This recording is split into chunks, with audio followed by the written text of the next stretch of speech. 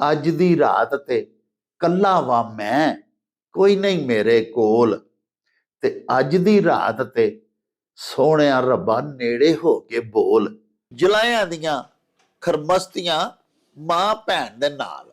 ਇਸ ਅਖਾਣ 'ਚ ਦੱਸਿਆ ਗਿਆ ਹੈ ਕਿ ਮਤਲਬ ਇਹ ਵੇ ਕਿ ਜਿਹੜੇ ਨਾ ਸਮਝ ਲੋਕ ਹੁੰਦੇ ਨੇ ਨਾ, ਜੀ ਜੀ, ਉਹ ਨਾ ਸਮਝਾਂ ਵਾਲੀਆਂ ਹਰਕਤਾਂ ਕਰਦੇ ਨੇ। ਉੱਥੇ ਅਮਲਾਂ ਦੇ ਹੋਣੇ ਨੇ ਨਬੇੜੇ। ਹਾਂਜੀ, ਕਿਸੇ ਨੇ ਤੇਰੀ ਜ਼ਾਤ ਪੁੱਛਣੀ। ਤੇਰੀਆਂ ਕਰਤੂਤਾਂ ਜਿਹੜੀਆਂ ਨੇ ਜ਼ਿੰਦਗੀ ਦੇ ਵਿੱਚ ਜਿਉਂਦਿਆਂ ਉਹ ਕਿਸ ਤਰ੍ਹਾਂ ਦੀਆਂ ਸਨ।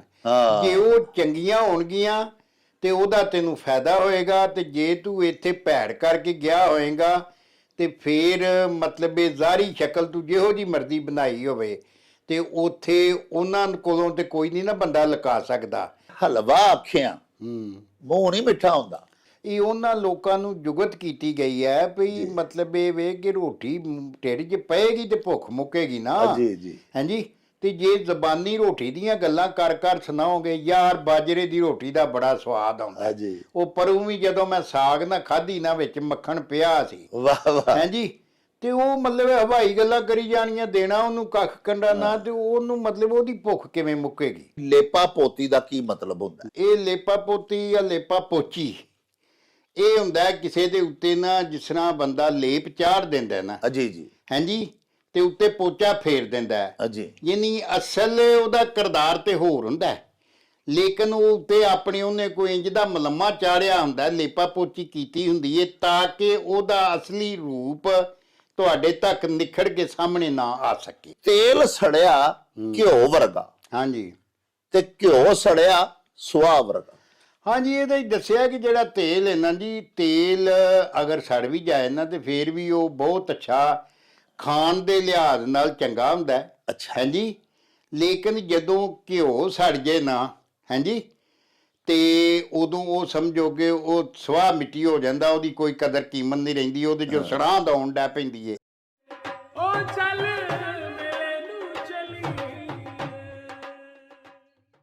ਬਿਸਮਿल्लाहिर्रहमानिर्रहीम। ਸ਼ੁਰੂ ਖੁਦਾ ਦੇ ਨਾਮੋਂ ਜਿਸ ਦਾ ਜੋੜ ਜਵਾਬ ਨਾ ਕੋਈ, ਜਿਸ ਦੀ ਰਹਿਮਤ ਬਖਸ਼ਿਸ਼ ਵਾਲਾ ਅੰਤ ਹਿਸਾਬ ਨਾ ਕੋਈ। ਦੁਨੀਆ ਭਰ ਵਿੱਚ ਵਸਣ ਵਾਲੇ ਪੰਜਾਬੀਓ ਤੇ ਸਾਡੇ ਪਿਆਰੇ ਵੇਖਣ ਵਾਲਿਓ, ਅਸਲਾਮੁ ਅਲੈਕੁਮ, ਸਤਿ ਸ੍ਰੀ ਅਕਾਲ, ਨਮਸਕਾਰ ਤੇ ਢੇਰ ਢੇਰ ਸਲਾਮਾਂ। ਪੰਜਾਬੀ ਮਾਂ ਬੋਲੀ ਦੇ ਜ਼ੁਬਾਨੋ ਅਦਬ ਤੇ ਸਕਾਫਤ ਦੇ ਫਰੋਗ ਤੇ ਵਧਾਵੇ ਤੇ ਚੜਤਲ ਤੇ ਸਿੱਖਿਆ ਲਈ ਸ਼ੁਰੂ ਕੀਤੇ ਜਾਣ ਵਾਲੇ ਤੁਹਾਡੇ ਆਪਣੇ YouTube ਚੈਨਲ ਮੇਲਾ ਟੀਵੀ ਦੇ ਉੱਤੇ ਤੁਹਾਨੂੰ ਦਿਲ ਦੀਆਂ ਡੁੰਘਾਈਆਂ ਤੋਂ ਸਤ ਬਿਸਮਿਲ੍ਲਾ ਤੇ ਜੀ ਆਇਆਂ ਨੂੰ ਆਖਨੇ ਆ। ਸਾਹਿਬੋ, ਸਾਡੀ ਇਹ ਬੇਨਤੀ ਹੈ ਵੀ ਆਪਣੇ ਮੇਲਾ ਟੀਵੀ ਨੂੰ ਸਬਸਕ੍ਰਾਈਬ ਕਰ ਲਵੋ, ਨਾਲ ਬਣਿਆ ਹੋਇਆ ਟੱਲੀ ਦਾ ਨਿਸ਼ਾਨ ਜ਼ਰੂਰ ਨੱਪਿਆ ਜੇ, ਤਾਂ ਕਿ ਸਾਡੇ तमाम ਤਰ ਨੋਟੀਫਿਕੇਸ਼ਨਸ ਬਰ ਵਕਤ ਤੁਹਾਡੇ ਤਾਈਂ ਅਪੜ ਸਕਣ। ਸਾਹਿਬੋ, ਸਾਡੇ ਵਲੌਗਸ ਨੂੰ ਲਾਈਕ ਤੇ ਆਪਸ ਦੇ ਵਿੱਚ ਤੇ ਪੰਜਾਬੀ ਪਿਆਰਿਆਂ ਦੇ ਨਾਲ ਸ਼ੇਅਰ ਜ਼ਰੂਰ ਕਰਿਆ ਕਰੋ, ਤੇ ਸਾਨੂੰ ਆਪਣੇ ਕਮੈਂਟਸ ਵੀ ਜ਼ਰੂਰ ਭਿਜਵਾਇਆ ਕਰੋ, ਜਿਹੜੇ ਕਿ ਸਾਡੇ ਲਈ ਬੜੀ ਹੱਲਾਸ਼ੇਰੀ ਦਾ ਮੂਜਬ ਹੁੰਦੇ ਨੇ। ਤੇ ਨਾਲੇ ਸਾਹਿਬੋ, ਅਸੀਂ ਤੁਹਾਡੇ ਕਮੈਂਟਸ ਦੇ ਚੰਨ ਨੇ ਆਪਣੀ ਗੱਲਬਾਤ ਨੂੰ ਮਜ਼ੀਦ ਨਿਖਾਰਨ, ਸ਼ਿੰਗਾਰਨ ਤੇ ਸਵਾਰਨ ਦਾ ਆਰ ਤੇ ਯਤਨ ਵੀ ਕਰਦੇ ਰਹਿੰਦੇ ਆ। ਪਿਆਰਿਓ, 2 ਦਿਨ ਮੈਂ ਤੁਹਾਡੀ ਖਿਦਮਤ ਆਲੀਆ ਦੇ ਵਿੱਚ ਤੁਹਾਡੇ ਹਜ਼ੂਰ ਹਾਜ਼ਰ ਨਾ ਹੋ ਸਕਿਆ, ਪੇਸ਼ ਨਾ ਹੋ ਸਕਿਆ।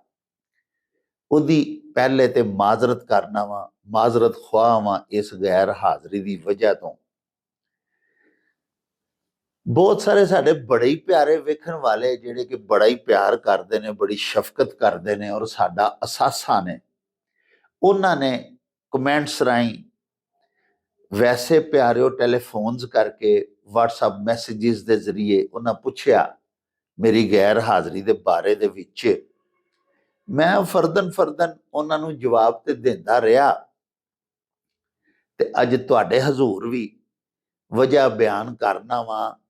ਸਾਹਿਬੋ, ਗੁਜ਼ਾਰਿਸ਼ ਹੈ ਵੇ ਕਿ ਅੱਲਾਹ ਪਾਕ ਦੀਆਂ ਖਸੂਸੀ ਅਨਾਇਤ, ਉਹਦੀਆਂ ਮਿਹਰਬਾਨੀਆਂ ਨੇ ਕਿ ਸਾਡੀ ਹਯਾਤੀ ਦੇ ਵਿੱਚ ਇਹ ਪਿਆਰਾ ਮਹੀਨਾ, ਮੁਬਾਰਕ ਮਹੀਨਾ ਰਮਜ਼ਾਨ ਸ਼ਰੀਫ ਦਾ ਫਿਰ ਅੱਲਾਹ ਪਾਕ ਨੇ ਸਾਨੂੰ ਅਨਾਇਤ ਕੀਤਾ ਹੈ। ਪਿਆਰਿਓ, ਬੜੇ ਖੁਸ਼ਬਖਤ ਲੋਕ ਨੇ ਜਿਨ੍ਹਾਂ ਦੀ ਜ਼ਿੰਦਗੀ ਦੇ ਵਿੱਚ ਇਹ ਮਹੀਨਾ ਆਉਂਦਾ ਹੈ। ਹੋਰ ਅਗਲੇ ਸਾਲ ਨਸੀਬ ਹੋਣਾ ਹੈ ਕਿ ਨਹੀਂ।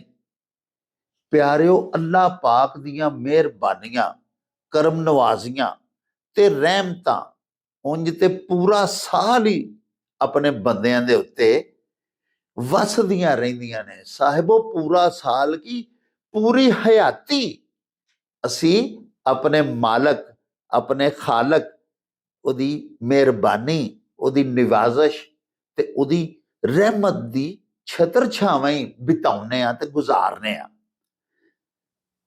ਆਪਣਾ ਅਸੀਂ ਹਿਸਾਬ ਜੇ ਲਾਈਏ ਤੇ ਵੇਖੋ ਨਾ, ਜੰਮਣ ਤੋਂ ਲੈ ਕੇ ਤੇ ਅੱਜ ਤਾਈਂ ਜਿੰਨੀ ਵੀ ਮੈਂ ਆਪਣੀ ਮਿਸਾਲ ਦੇਣਾ, ਮੇਰੀ ਜ਼ਿੰਦਗੀ ਹੈ, ਮੈਂ ਸ਼ੁਮਾਰ ਹੀ ਨਹੀਂ ਕਰ ਸਕਦਾ ਅੱਲਾਹ ਪਾਕ ਸੱਚੇ ਸਾਹਿਬ ਨੇ ਕਿਸ ਕਦਰ ਨਿਵਾਜ਼ਸ਼ਾਤ ਕੀਤੀਆਂ ਸਾਡੇ ਤੇ।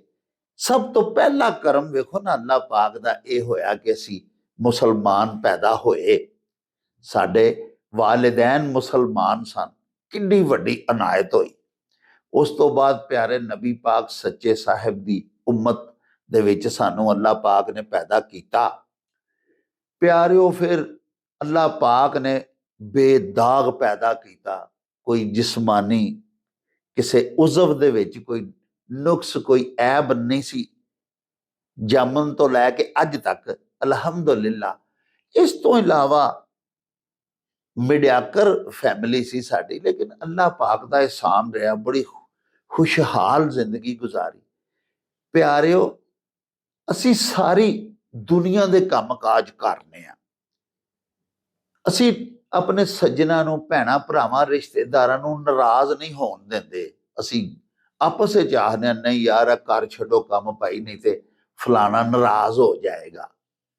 ਲੇਕਿਨ ਪਿਆਰਿਓ, ਅੱਲਾਹ ਪਾਕ ਸੱਚੇ ਸਾਹਿਬ ਦੀ ਇਤਾਅਤ, ਉਹਦੀ ਫਰਮਾ ਬਰਦਾਰੀ, ਉਹਦੀ ਇਬਾਦਤ ਦੇ ਵਿੱਚ ਅਕਸਰ ਸਾਡੇ ਕੋਲੋਂ ਗਫਲਤ ਹੋ ਜਾਂਦੀ ਹੈ।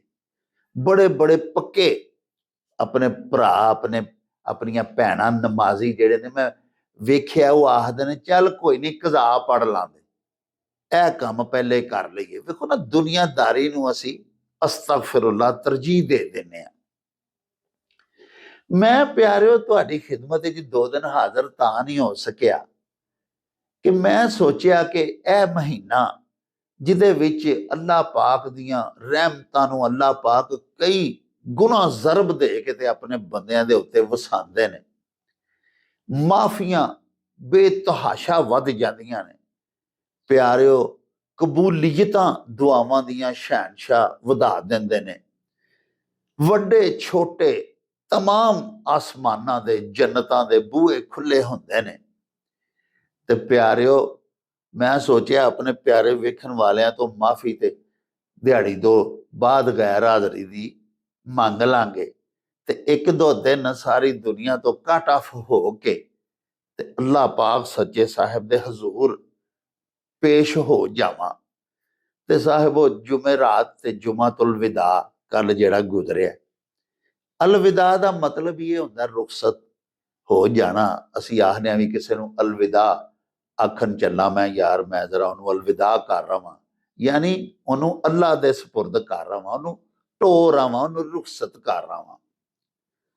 ਤੇ ਜੁਮਾਤੁਲ ਵਿਦਾ ਇਸ ਮੁਬਾਰਕ ਜੁਮੇ ਨੂੰ ਆਖਿਆ ਹੀ ਤਾਂ ਜਾਂਦਾ ਹੈ ਕਿ ਇਸ ਤੋਂ ਬਾਅਦ ਫਿਰ ਰਮਜ਼ਾਨੁਲ ਮੁਬਾਰਕ ਦਾ ਮੁਕੱਦਸ ਤੇ ਮੁਨੱਵਰ ਮਹੀਨਾ ਸਾਡੇ ਤੋਂ ਵਿਦਿਆ ਹੋ ਜਾਂਦਾ ਹੈ, ਸਾਡੇ ਤੋਂ ਰੁਖਸਤ ਹੋ ਜਾਂਦਾ ਹੈ। ਹੁਣ ਵੇਖੋ ਨਾ, 1-2 ਰੋਜ਼ੇ ਹੋਰ ਅਲਹਮਦੁਲਿਲਾ ਰਹਿ ਗਏ ਨੇ।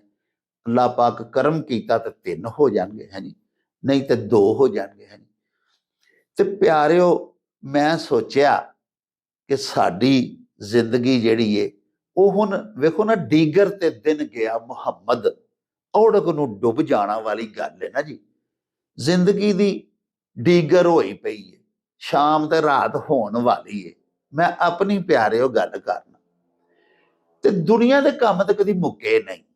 ਤੇ ਬੰਦਾ ਕੱਟ ਆਫ ਹੋ ਕੇ ਦੁਨੀਆ ਨੂੰ ਤਿਆਗ ਕੇ, ਜਿਵੇਂ ਸਾਡੇ ਵੀਰ ਤਬਲੀਗੀ ਜਮਾਤ ਵਾਲੇ ਜਿਹੜੇ ਨੇ ਉਹ ਸਹਿਰੋਜ਼ਾ ਲਗਾਉਣ ਟੁਰ ਜਾਂਦੇ ਨੇ, ਕੋਈ ਹਫਤਾ ਲਾ ਆਉਂਦਾ, ਕੋਈ 10 ਦਿਨ ਅਸ਼ਰਾ ਲਾ ਆਉਂਦਾ, ਕੋਈ 40 ਰੋਜ਼ੇ ਵਾਸਤੇ ਚਲੇ ਜਾਂਦੇ ਨੇ, 40 ਦਿਨਾਂ ਵਾਸਤੇ ਚਿਲਾ ਕੱਟਣ ਚਲੇ ਜਾਂਦੇ ਨੇ।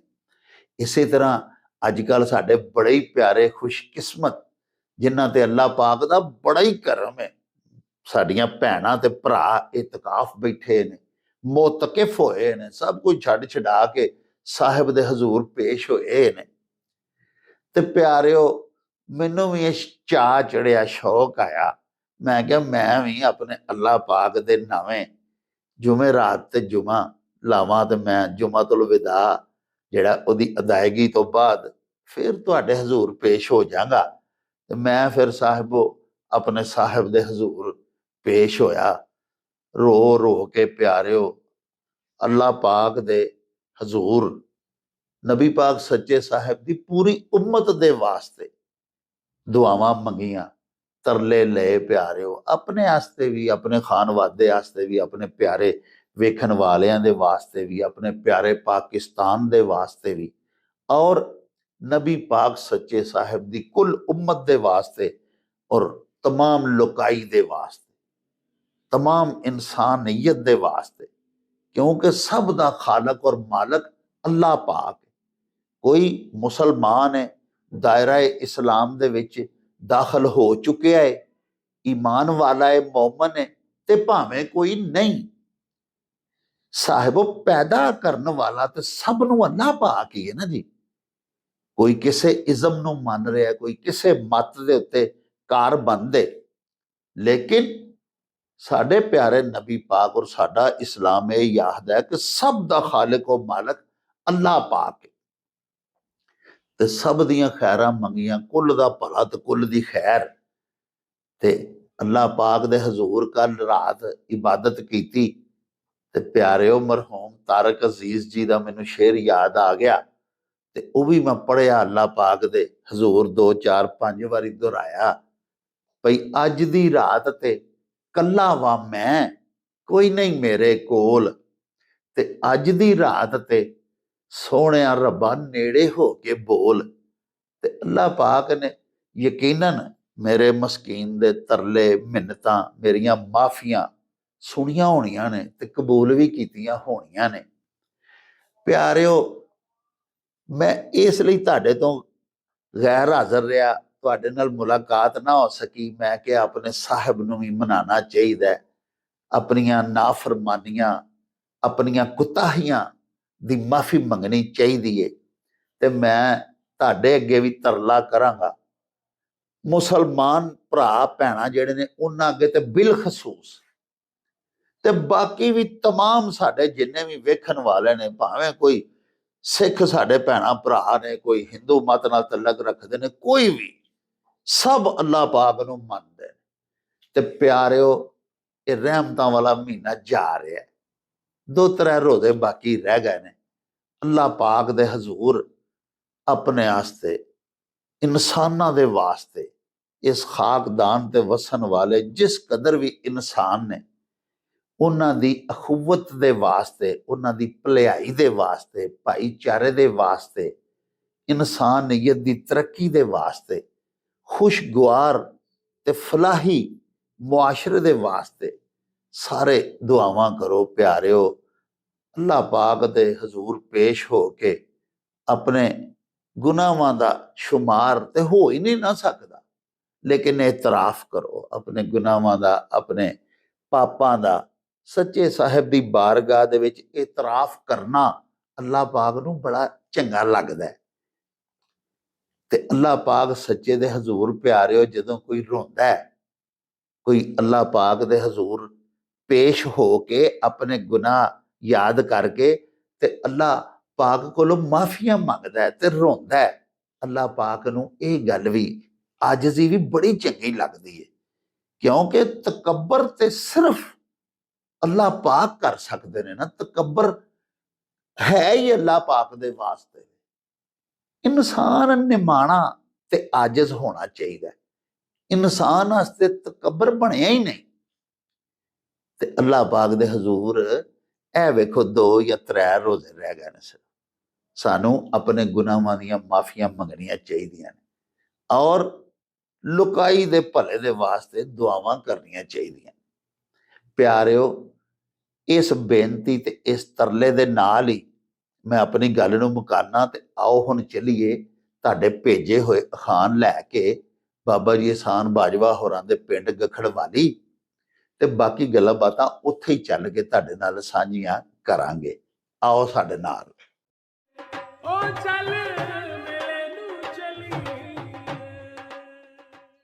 अस्सलामुअलैकुम जनाब बाजवा साहब जी। बिस्मिल्लाह जी डॉक्टर साहब जी। आयन जी वालेकुम सलाम। की हाल चाल है? ठीक हो? अल्लाह पाक दा एहसान जनाब, तुहाड़ियां दुआवां बुजुर्गां दियां। अच्छा मेरी सरकार, अज जनाब साडा जिहड़ा सब तो पहला अखान है वो साडे बड़े प्यारे वेखण वाले ने जी जी जी इhtisham अली अराई साहब ਸਿੰਘਪੁਰਾ ਉਹਨਾਂ ਦਾ ਮਹੱਲਾ ਹੈ ਜੀ ਤੇ ਜੜਾਂ ਵਾਲੇ ਦੇ ਉਹ ਰਹਿਣ ਵਾਲੇ ਨੇ। ਅੱਛਾ।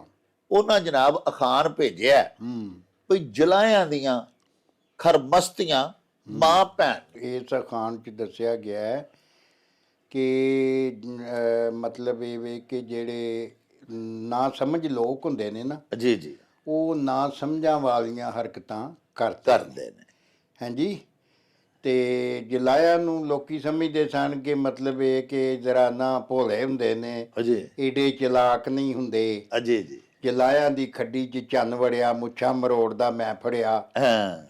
ਤੇ ਇਹਨਾਂ ਦੇ ਨਾਲ ਨਾ ਇਸ ਤਰ੍ਹਾਂ ਦੀਆਂ ਕਈ ਮਨਸੂਬ ਗੱਲਾਂ ਮਤਲਬ ਇਹ ਕਿ ਜੁੜੀਆਂ ਨੇ ਵਸੇਬ ਦੇ ਵਿੱਚ। ਜੀ ਜੀ। ਹਾਂਜੀ। ਤੇ ਉਹਨਾਂ ਦੇ ਮਤਲਬ ਇਹ ਬਾਰੇ 'ਚ ਦੱਸਿਆ ਗਿਆ ਕਿ ਉਹ ਐਡੇ ਮੂਰਖ ਹੁੰਦੇ ਨੇ ਕਿ ਉਹ ਮਾਂ ਭੈਣ ਨਾਲ ਜਿਹੜੀਆਂ ਨੇ ਨਾ ਮਸ਼ਕਰੀਆਂ ਕਰਦੇ ਰਹਿੰਦੇ ਨੇ। ਹਾਸੇ ਮਖੌਲ ਉਹ ਕਰਦੇ ਰਹਿੰਦੇ ਨੇ ਜਿਹੜੇ ਆਮ ਤੌਰ 'ਤੇ ਆਮ ਸਿਆਣਾ ਬੰਦਾ ਧੀ ਭੈਣ ਦੇ ਨਾਲ ਨਹੀਂ ਕਰਦਾ ਜੀ। ਤੇ ਉਹਨਾਂ ਦੀ ਨਾ ਸਮਝੀ ਔਰ ਬੇਵਕੂਫੀ ਔਰ ਮੂਰਖਤਾ ਦਾ ਮਤਲਬ ਬਿਆਨ ਇਹਦੇ 'ਚ ਮਿਲਦਾ ਹੈ ਕਿ ਉਹ ਮਤਲਬ ਅਕਲੋਂ ਫਿਕਰੋਂ ਹੀਣੇ ਹੁੰਦੇ ਨੇ ਤੋ ਇਸ ਤਰ੍ਹਾਂ ਦੀਆਂ ਮੂਰਖਾਂ ਵਾਲੀਆਂ ਹਰਕਤਾਂ ਜਿਹੜੀਆਂ ਨੇ ਕਰਦੇ ਨੇ। ਲੋ ਜੀ ਪਿਆਰਿਓ, ਸਾਡੇ ਵੀਰ ਇhtisham ਅਲੀ ਰਾਈ ਸਾਹਿਬ ਨੇ ਜਿਹੜਾ ਅਖਾਨ ਭਿਜਵਾਇਆ ਵੀ ਜਲਾਇਆਂ ਦੀਆਂ ਖਰਮਸਤੀਆਂ ਮਾਂ ਭੈਣ ਦੇ ਨਾਲ, ਇਹਦਾ ਬਾਜਵਾ ਸਾਹਿਬ ਨੇ ਤਰਜਮਾ ਕੀਤਾ ਬੜਾ ਸੋਹਣਾ। ਵੇਖੋ ਨਾ, ਇਹ ਜਿਸ ਵੇਲੇ ਤੁਹਾਨੂੰ ਅੱਗੇ ਵੀ 20 ਵਾਰੀ ਅਰਜ਼ ਕੀਤੀ ਹੈ ਕਿ ਜਦੋਂ ਇਹ ਅਖਾਨ ਸਾਡੇ ਘੜੇ ਗਏ ਸਨ ਨਾ ਜੀ, ਉਹ ਬੜੇ ਸਤਯੁਗ ਸੀ, ਭੋਲੇ ਜ਼ਮਾਨੇ ਸਨ। ਉਦੋਂ ਸਾਰੇ ਲੋਕ ਹੀ ਪਿਆਰੇ ਹੁੰਦੇ ਸਨ, ਸਾਦੇ ਹੁੰਦੇ ਸਨ, ਯਮਲੇ ਹੁੰਦੇ ਸਨ। ਐਡੀ ਲੁੱਤ ਕੁੱਤ ਜਿਹੜੀ ਅੱਜ ਕੱਲ੍ਹ ਦੀਆਂ ਚਲਾਕੀਆਂ ਨੇ, ਨਾ ਇੰਨਾ ਧਨ ਦੌਲਤ ਹੁੰਦੀ ਸੀ, ਨਾ ਐਡੀ ਮਾਦਾ ਪ੍ਰਸਤੀ ਸੀ, ਤੇ ਲੋਕ ਭੋਲੇ ਹੁੰਦੇ ਸਨ। ਵੇਖੋ ਨਾ, ਨਿਰੇ ਜੁਲਾਏ ਨਹੀਂ। ਉਦੋਂ ਪੁਰਾਣੇ ਜ਼ਮਾਨਿਆਂ 'ਚ ਤੇ ਇਹ ਵੀ ਅਖਾਨ ਬਣਾਇਆ ਗਿਆ ਸੀ ਵੀ ਯਮਲਾ ਜੱਟ ਤੇ ਖੁਦਾ ਨੂੰ ਲੈ ਗਿਆ ਚੋਰ। ਯਾਨੀ ਉਦੋਂ ਜੱਟ ਵੀ ਜਿਹੜੇ ਸਨ ਨਾ, ਜ਼ਿਮੀਦਾਰ ਵੀ ਵੱਡੇ ਮਾਲਕ ਜਗੀਰਦਾਰ ਪਿਆਰਿਓ, ਉਹ ਵੀ ਅੱਲਾਹ ਪਾਕ ਦੇ ਬੰਦਿਆਂ ਨਾਲ ਪਿਆਰ ਕਰਨ ਵਾਲੇ, ਭੋਲੇ ਭਾਲੇ, ਇੱਕ ਦੂਜੇ ਦਾ ਦੁੱਖ ਦਰਦ ਵੰਡਾਉਣ ਵਾਲੇ ਹੁੰਦੇ ਸਨ। ਤੁਸੀਂ ਸੁਣਿਆ ਹੋਣਾ ਆਪਣੇ ਬਜ਼ੁਰਗਾਂ ਕੋਲੋਂ ਕਿ ਜੱਟਾਂ ਕਦੀ ਆਪਣੇ ਘਰ ਬੌਲ ਦਾਣੇ ਚੁੱਕ ਕੇ ਨਹੀਂ ਸਨ ਖੜੇ। ਪਹਿਲੇ ਸਾਰੇ ਪਿੰਡ ਦੇ ਸੇਪੀਆਂ ਨੂੰ ਦੇ ਕੇ ਉਹਨਾਂ ਦੇ ਹਿੱਸੇ ਚੁਕਾ ਕੇ ਤੇ ਫੇਰ ਕਣਕ ਆਪਣੇ ਘਰ ਢੋਂਦੇ ਹੁੰਦੇ ਸਨ। ਉਹ ਐਸੇ ਸਤਯੁਗ ਸਨ। ਉਹਨਾਂ ਸਾਦਿਆਂ ਦੌਰਾਂ ਦੀ ਗੱਲ ਹੈ ਜਦੋਂ ਮੈਨੂਅਲ ਹੱਥ ਦੀਆਂ ਖੱਡੀਆਂ ਹੁੰਦੀਆਂ ਸਨ ਤੇ ਜਲਾ ਜਿਹੜੇ ਸਨ ਲੋਕ ਅੱਜ ਕੱਲ੍ਹ ਤੇ ਮਾਸ਼ਾਅੱਲਾ ਬੜੀਆਂ ਬੜੀਆਂ ਵੱਡੀਆਂ ਪੋਸਟਾਂ ਤੇ ਨੇ। ਉਦੋਂ ਇਹ ਜਿਹੜੀ ਅਨਸਾਰੀ ਬਰਾਦਰੀ ਹੈ ਇਹ ਵੀ ਭੋਲੇ ਹੁੰਦੇ ਹਨ ਬਾਕੀ ਦੀਗਰ ਬਰਾਦਰੀਆਂ ਦੀ ਤਰ੍ਹਾਂ। ਤੇ ਉਹ ਕਿਉਂਕਿ ਇੱਕ ਤੇ ਭੋਲੇ ਤੇ ਇੱਕ ਨਿਮਾਣੇ, ਇਹ ਲੜਨ ਭਿੜਨ ਵਾਲੀ ਕੌਮ ਨਹੀਂ ਸੀ। ਇਹ ਮਿਹਨਤਕਸ਼ ਲੋਕ ਸਨ। ਆਪਣੇ ਘਰ ਮਿਹਨਤ ਕਰਨੀ, ਖੱਡੀਆਂ ਲਾਈਆਂ ਹੋਣੀਆਂ, ਮੈਨੂਅਲ ਉਹਨਾਂ ਨੂੰ ਚਲਾਉਣਾ, ਔਰ ਸਾਰੇ ਪਿੰਡ ਦੇ ਜਿੰਨੇ ਕੱਪੜੇ ਚਾਦਰਾਂ ਖੇਸ ਸਾਰੇ ਇਹ ਸਨਅਤਕਾਰ ਹਿਸਾਬ ਨਾਲ ਆਈਏ ਸਾਂ। ਤੇ ਜੁਲਾਇਆਂ ਦੀਆਂ ਖਰਮਸਤੀਆਂ ਮਾਂ ਭੈਣ ਨਾਲ ਬਾਜਵਾ ਸਾਹਿਬ ਦੱਸਿਆ ਬਾਹਰ ਚੋਂ ਕਿ ਨਾ ਕਿਸੇ ਨਾਲ ਲੜਨ ਭਿੜਨ ਜੋਗੇ, ਨਾ ਕਿਸੇ ਨੂੰ ਮਖੌਲ ਕਰਨ ਜੋਗੇ। ਮਖੌਲ ਵੀ ਡਾਢੇ ਨੂੰ ਤੇ ਨਹੀਂ ਨਾ ਕੀਤਾ ਜਾਂਦਾ। ਕਿਸੇ ਲਈ ਫਿਰ ਕੋਈ ਦਿਲ ਦੀ ਭੜਾਸ ਕੱਢਣੀ ਹੋਣੀ ਜਾਂ ਕਿਸੇ ਉਸ ਵਕਤ ਦੇ ਭੋਲੇ ਸਾਦੇ ਤੇ ਨਿਮਾਣੇ ਤੇ ਕਮਜ਼ੋਰ ਮਾੜੇ ਜਿਲਾ ਉਹਨਾਂ ਆਪਣੇ ਘਰ ਹੀ ਮਾਹੌਲ ਕਰ ਕੁਰ ਲੈਣਾ, ਆਪਣੀ ਮਾਂ ਭੈਣ ਨਾਲ ਹੀ ਸ਼ੁਗਲ ਮੇਲਾ ਲਾ ਲੈਣਾ, ਬਾਹਰ ਕਿਸੇ ਨੂੰ ਤੰਗ ਨਹੀਂ ਕੀਤਾ, ਬਾਹਰ ਕਿਸੇ ਨਾਲ ਮਾਹੌਲ ਕਰਨ ਦੀ ਹਿੰਮਤ ਹੀ ਕੋਈ ਨਹੀਂ ਸੀ ਹੁੰਦੀ। ਇਹ ਸਤਯੁਗ ਦੀਆਂ ਬਾਤਾਂ ਨੇ, ਚੰਗੇ ਜ਼ਮਾਨੇ ਸਨ। ਹੁਣ ਤੇ ਪਿਆਰਿਓ ਮਾਸ਼ਾਅੱਲਾ ਅਨਸਾਰੀ ਬਰਾਦਰੀ ਇਹਨਾਂ ਨੂੰ ਆਖਿਆ ਜਾਂਦਾ ਹੈ, ਸਾਡੇ ਜਿਹੜੇ ਜੁਲਾ ਭਰਾ ਨੇ, ਹੁਣ ਤੇ ਬੜੀਆਂ ਬੜੀਆਂ ਉੱਚੀਆਂ ਪੋਸਟਾਂ ਤੇ ਨੇ ਔਰ ਬੜੇ ਬੜੇ ਵੱਡੇ ਕਾਰੋਬਾਰ ਇਹਨਾਂ ਲੋਕਾਂ ਹੀ ਸਾਂਭੇ ਹੋਏ ਨੇ। ਇਹ ਜਿਹੜਾ ਅਖਾਣ ਹੈ ਇਹਦੇ ਵਿੱਚ ਇਹ ਹੀ ਦੱਸਿਆ ਗਿਆ ਕਿ ਮਾੜਾ ਬੰਦਾ, ਕਮਜ਼ੋਰ ਆਦਮੀ, ਨਿਮਾਣਾ ਜਿਹੜਾ ਉਹ ਬਾਹਰ ਕਿਸੇ ਨਾਲ ਨਾ ਮਾਹੌਲ ਕਰ ਸਕਦਾ ਤੇ ਨਾ ਲੜ ਸਕਦਾ। ਉਹ ਆਪਸ ਵਿੱਚ ਹੀ ਘਰ ਹੀ ਭੈਣਾਂ ਭਰਾਵਾਂ ਦੇ ਵਿੱਚ ਹੀ ਲੜ ਭਿੜ ਕੇ ਤੇ ਆਪਣੀ ਪੜਾਸ ਕੱਢ ਲੈਂਦਾ। ਬਾਜਵਾ ਸਾਹਿਬ, ਤਲਾ ਗੰਗ ਦਾ ਇੱਕ ਇਲਾਕਾ ਹੈ ਢੋਕ ਅਵਾਣਾ ਦੀ, ਉੱਥੋਂ ਦੇ ਸਾਡੇ ਮਿੱਤਰ ਨੇ ਸ਼ੁਐਬ ਅਵਾਨ ਜੀ, ਉਹਨਾਂ ਜਨਾਬ ਅਖਾਣ ਭੇਜਿਆ, ਬਲਕਿ ਇੱਕ ਸ਼ੇਰ ਦਾ ਮਿਸਰਾ ਹੈ। ਉਹ ਇਹ ਵਜੀ ਕਿ ਉੱਥੇ ਅਮਲਾਂ ਦੇ ਹੋਣੇ ਨੇ ਨਬੇੜੇ, ਹਾਂਜੀ, ਕਿਸੇ ਨੇ ਤੇਰੀ ਜ਼ਾਤ ਪੁੱਛਣੀ। ਹਾਂਜੀ, ਇਹ ਉਸ ਇਲਾਕੇ 'ਚ ਨਾ, ਉਤਲੇ ਇਲਾਕੇ 'ਚ ਗੋਠ ਆਖਦੇ, ਆਪਣਾ ਢੋਕ ਆਖਦੇ ਨੇ, ਤੇ ਅੱਗੇ ਫਿਰ ਚੰਗਲ ਜਾ ਕੇ ਤੇ ਉਹ ਜੋਕ ਹੋ ਜਾਂਦੀ ਹੈ ਜੀ, ਤੇ ਸਿੰਧ ਵਿੱਚ ਜਾ ਕੇ ਗੋਠ ਹੋ ਜਾਂਦੀ ਹੈ। ਵਾਹ, ਇਹ ਇੱਕੋ ਹੀ ਲਫ਼ਜ਼ ਦੇ ਯਾਨੀ ਵੱਖਰੇ ਵੱਖਰੇ ਉਚਾਰਨ ਨੇ ਜੀ, ਕਿ ਇੱਥੇ ਮਤਲਬ ਜੋਕ ਹੈ ਜੀ, ਅੱਗੇ ਢੋਕ ਹੈ, ਅੱਗੇ ਜਾ ਕੇ ਚਾਂਗੇ ਚੋਂ ਜੋਕ ਹੋ ਜਾਂਦੀ ਏ, ਅੱਗੇ ਸਿੰਧ 'ਚ ਜਾ ਕੇ ਉਹ ਗੋਠ ਹੋ ਜਾਂਦੀ ਆ। ਵਾਹ, ਹਾਂਜੀ, ਤੇ ਇਸ ਅਖਾਣ 'ਚ ਸ਼ੇਰ ਦਾ ਇੱਕ ਗੀਤ ਦਾ ਹੀ ਬੋਲ ਹੈ, ਹਾਂਜੀ ਹਾਂਜੀ, ਕਿ ਉੱਥੇ ਅਗਲੇ ਜਾਨ ਜਾ ਕੇ ਤੇ ਕਿਸੇ ਤੇਰੀ ਜ਼ਾਤ ਨਹੀਂ ਪੁੱਛਣੀ, ਕਿਸੇ ਤੇਰੀ ਦੌਲਤ ਦੇ ਗਜ਼ ਨਾਲ ਤੈਨੂੰ ਨਹੀਂ ਮਿਲਣਾ, ਤੇਰੀ ਕਿਸੇ ਵਡਿਆਈ ਜਾਂ ਕੋਈ ਇਸ ਤਰ੍ਹਾਂ ਦੀ ਦੁਨੀਆਦਾਰੀ ਵਾਲਾ ਕੋਈ ਵੱਡੀਪਣ ਜਿਹੜਾ ਉਹਨੂੰ ਪੱਲੇ ਨਹੀਂ ਅੱਲਾ ਸੋਹਣੇ ਨੇ ਪਾਣਾ। ਉੱਥੇ ਤੇਰੇ ਅਮਲਾਂ ਨੂੰ, ਚੰਗੇ ਜਿਹੜੀਆਂ ਕਰਤੂਤਾਂ ਨੇ, ਜਿਹੜਾ ਲੇਖਾ ਜੋਖਾ ਤੂੰ ਦੁਨੀਆ 'ਚ ਰਹਿੰਦਿਆਂ ਕੀਤਾ ਹੈ, ਉਹ ਸਾਰਾ ਰੱਬ ਨੇ ਆਪਣੇ ਉਹ ਲਿਖ ਕੇ ਰੱਖਿਆ, ਉਹਨਾਂ ਦੇ ਉੱਤੇ ਨਿਬੇੜਾ ਹੋਣਾ ਹੈ ਕਿ ਤੇਰੀਆਂ ਕਰਤੂਤਾਂ ਜਿਹੜੀਆਂ ਨੇ ਜ਼ਿੰਦਗੀ ਦੇ ਵਿੱਚ ਜਿਉਂਦਿਆਂ ਉਹ ਕਿਸ ਤਰ੍ਹਾਂ ਦੀਆਂ ਸਨ। ਜੇ ਉਹ ਚੰਗੀਆਂ ਹੋਣਗੀਆਂ ਤੇ ਉਹਦਾ ਤੈਨੂੰ ਫਾਇਦਾ ਹੋਏਗਾ, ਤੇ ਜੇ ਤੂੰ ਇੱਥੇ ਭੈੜ ਕਰਕੇ ਗਿਆ ਹੋਏਗਾ ਤੇ ਫਿਰ ਮਤਲਬ ਇਹ ਜ਼ਾਹਰੀ ਸ਼ਕਲ ਤੂੰ ਜਿਹੋ ਜੀ ਮਰਜ਼ੀ ਬਣਾਈ ਹੋਵੇ ਤੇ ਉੱਥੇ ਉਹਨਾਂ ਕੋਲੋਂ ਤੇ ਕੋਈ ਨਹੀਂ ਨਾ ਬੰਦਾ ਲੁਕਾ ਸਕਦਾ। ਹਾਂਜੀ, ਵੇਖੋ ਨਾ, ਸਾਡੇ ਕੋਲ ਤੇ ਬੜਾ ਇੱਕ ਜ਼ਾਹਰੀ ਰੂਪ ਬੜੇ ਬਣੇ ਨੇ, ਅੰਦਰੋਂ ਪੂਰੇ ਮਤਲਬ ਬਾਹਰੋਂ ਬੀਬੀਆਂ ਦਾੜੀਆਂ ਤੇ ਅੰਦਰੋਂ ਕਾਲੇ ਕਾਂ। ਇਸ ਤਰ੍ਹਾਂ ਦੇ ਜਿਹੜੇ ਲੋਕ ਨੇ ਨਾ ਜੀ, ਇਹਨਾਂ ਨੇ ਜਦੋਂ ਉੱਥੇ ਪੇਸ਼ ਹੋਣਾ ਤੇ ਉੱਥੇ ਜਦੋਂ ਅਮਲ ਦੀ ਤਰੱਕੜੀ ਤੁਲਣਾ ਹੈ ਤੇ ਫੇਰ ਪਤਾ ਲੱਗਣਾ ਹੈ ਭਈ ਇਹ ਕਿਹੋ ਜਿਹਾ ਸੀ, ਚੰਗਾ ਸੀ, ਮਾੜਾ ਸੀ। ਤੇ ਫਿਰ ਚੰਗਿਆਂ ਨੂੰ ਜ਼ਾਹਰ ਜੰਨਤ 'ਚ ਘੱਲਿਆ ਜਾਏਗਾ ਤੇ ਮੰਦਿਆਂ ਨੂੰ ਦੋਜ਼ਖ 'ਚ ਘੱਲਿਆ ਜਾਏਗਾ ਜੀ। ਉੱਥੇ ਅਮਲਾਂ ਦੇ ਹੋਣੇ ਨੇ ਨਬੇੜੇ, ਕਿਸੇ ਨਹੀਂ ਤੇਰੀ ਜ਼ਾਤ ਪੁੱਛਣੀ। ਪਿਆਰੇ ਵੇਖਣ ਵਾਲਿਓ, ਸੱਚੀ ਗੱਲ ਤੇ ਇਹ ਵੇ ਵੀ ਜਿਸ ਵਸੇਬ ਵਿੱਚ ਅਸੀਂ ਜ਼ਿੰਦਾ ਵਾਂ, ਸਾਡੀ ਹੈ ਜਿਹੜੀ ਸੁਸਾਇਟੀ ਹੈ, ਇਹਦੇ ਵਿੱਚ ਤੁਸੀਂ ਜਾਣਦੇ ਹੋ ਕਿ ਬੜੀ ਜ਼ਿਆਦਾ ਤਬਕਾਤੀ ਤਫਰੀਕ ਹੈ, ਤਕਸੀਮ ਹੈ, ਜ਼ਾਤ ਪਾਤ ਦਾ ਬਹੁਤ ਰੌਲਾ ਹੈ। ਕੁਝ ਲੋਕ ਆਪਣੇ ਆਪ ਨੂੰ ਉੱਚੀਆਂ ਜ਼ਾਤਾਂ ਦਾ ਸਮਝਦੇ ਨੇ, ਕੁਝ ਲੋਕ ਅਜਿਹੇ ਨੇ ਜਿਨ੍ਹਾਂ ਨੂੰ ਘਟੀਆ ਤੇ ਕਮੀ ਕਮੀਨ ਸਮਝਿਆ ਜਾਂਦਾ ਤੇ ਆਖਿਆ ਜਾਂਦਾ।